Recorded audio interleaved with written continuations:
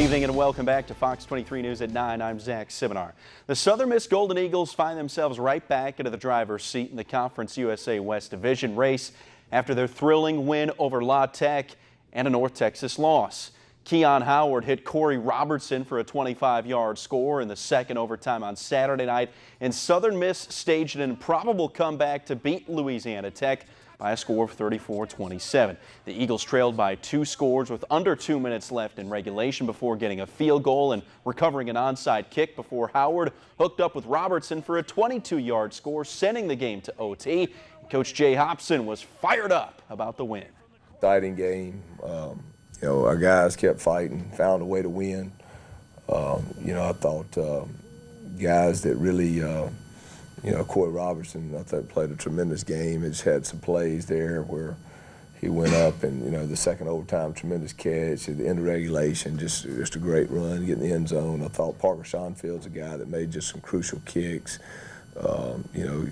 Our unit of the week, Tim, our onside team, Briggs Bourgeois, a great kick, and then I think Xavier and Paxton went in there and got the ball, and just a tremendous job there. Playing for charity was at the heart of Sunday's Mississippi State-Nebraska scrimmage, but as it so turned out, the two teams had themselves a nice preseason battle that came right down to the end. The Bulldogs found themselves in a 23-point second-half deficit before digging out of it to draw within 4 before dropping the practice game to the Cornhuskers 76-72.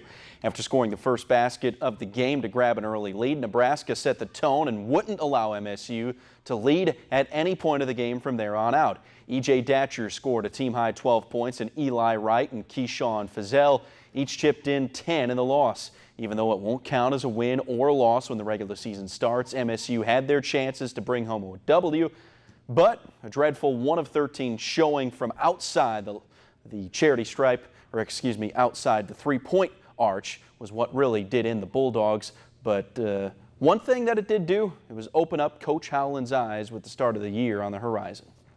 It helps us so much because now our guys are going to be able to see we got a lot of things that we have to improve on to be the team we want to be.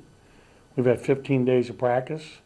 It gave some guys a chance to see, gave me a chance to see, hey, Keyshawn Fizel is going to really help this program.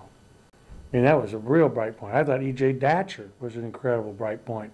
I thought Eli Wright was an incredible bright point. I was really excited, especially about those 3 kids and how they played. Well, it wasn't pretty, but the New Orleans Saints did what it took to go on the road and score a win over the Green Bay Packers Saturday. Drew Brees bounced back from 2 early interceptions, and the Saints beat a Packers team that was playing their first full game of the season without Aaron Rodgers. New Orleans fell behind quickly, even trailed early in the 4th quarter, but was able to make enough plays to win their 4th in a row.